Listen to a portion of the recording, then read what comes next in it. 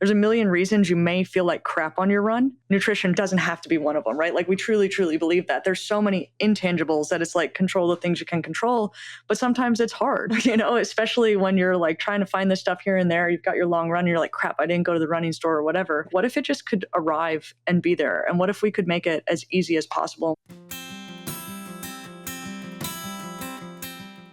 I think this concept of breaking stasis is one of my favorite things to talk about on the podcast, because my coach, David Roche, and Megan, his wife, often talk about like they're so inspired when people quit their jobs or, choose to do something new and scary. And the idea of sometimes it's much easier to stay in something that's hard than to make a harder acute change and perhaps have a better path forward. So I love to unpack the breaking of stasis and going against the grain. And what was the moment for you on the endurance side of things? How did you take that leap? What tactically or tangibly happened that enabled you to do that? That's a great question. And I to your point, like the devil is always, more approachable than the devil you don't know, right? And I think that's why we stay in things a long time. I think I had a great combination of a really great boss who was like, hey, if you stay here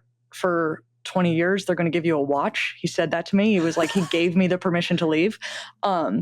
And I really didn't think I was leaving forever. When I approached them to say, hey, I have this opportunity to go race, at first it was going to be like an 8-week sabbatical. Then it was going to be maybe a year. And I think this is like that micro chunking I'm talking about, right? Like I didn't have a 5-year plan for it. I had like what is this going to look like in very short buckets? Because when you start trying to be like, we just can't know what's in our best interest. Like, I think we all try to break it down, and I'm an analyst by nature, right? Like, I was an analyst. So it's hard for me because I want to analyze all the outcomes, right? Like, and I want to believe that if I do X, I'll get Y, and I can have all this predictability about every decision I make, when the reality is there's so much going on that like we can't factor into the equation. So I think for me, it was breaking it down into manageable chunks. Like when I quit my job, I didn't need to know what my 5-year plan was, right? I just needed to know that I was going to do this for a very short period of time. And during that 8 weeks, things evolved that then changed the equation, right? And I think that's what we miss out is like,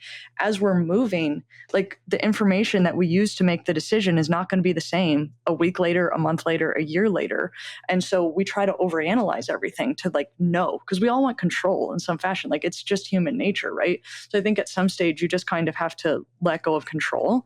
And I said, I don't know what this is going to look like exactly, but I know that I want to do this. And this is what I'm going to do for the next 8 weeks. And then I'll figure it out from there. So that's how it happened for me. And again, it's that retraining, right? Because once I saw it happen once, I was like, oh, I see.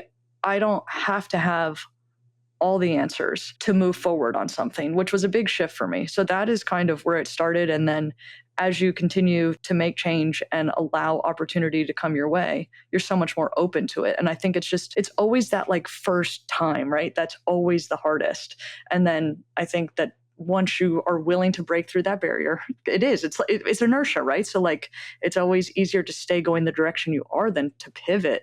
But I think if you get one pivot, if you can allow yourself, even in something small, to say, I'm going to do this differently and get a good result from that, it opens your mind to doing it in, several other ways and several other times. So I'd say just start small, change one small thing, see if it was better, see if it was worse. They're all arbitrary terms anyway, right? It's all based on perspective. And so that's another example of where like playing in the sandbox of running enables you to have that experience of doing something differently, or maybe training for another race, or going further, or going faster. And then you're like, that thing that I did that I thought was scary and dangerous was approachable, and I accomplished it. And then it's like, take that and apply that to the things that have more ramifications if you get them wrong, but you have the confidence to actually get them right. Or if you get them wrong, who cares? Bingo, you nailed it. I think it's all a confidence thing, right? Like it's to everything that we do, it builds us confidence to do it again. And I think it's a mindset shift that most people in the endurance space have. Is there isn't necessarily getting it wrong. There's just learning, right? Like and it's riding that fine line, because like genius rides a fine line of insanity, right? Like, it's like, am I going too hard? Am I going too, am I not going hard enough? And it like lies right there. And you're going to toe this line the rest of your life in everything you do, right? And you're going to go over the wrong side of the line. You're going to be, oh shit, I went too hard that time. Like I really should have backed off even just a little bit. And that is part, in my opinion, of like the beauty of the human experience is figuring it all out. And I think if you don't try, you'll never figure it out. And if you do try, no matter what, you'll learn something. So it's like a win-win, in my opinion. Totally. Have you set any big athletic goals recently?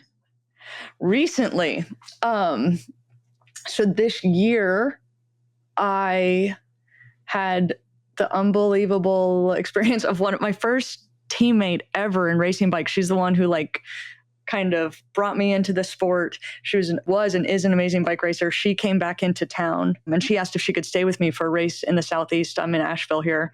And she's like, why don't you just do the race tomorrow?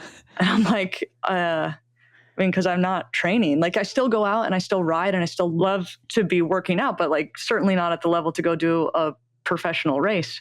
She's like, just do it. You'll be fine. This is not like a real race. It's like an auxiliary one. Turns out it was a very real race, but I had already signed up and registered. So I did it. I got my teeth kicked in. Oh my gosh, I have never hurt so bad in my life. And I think that kind of re-injected the fire in me.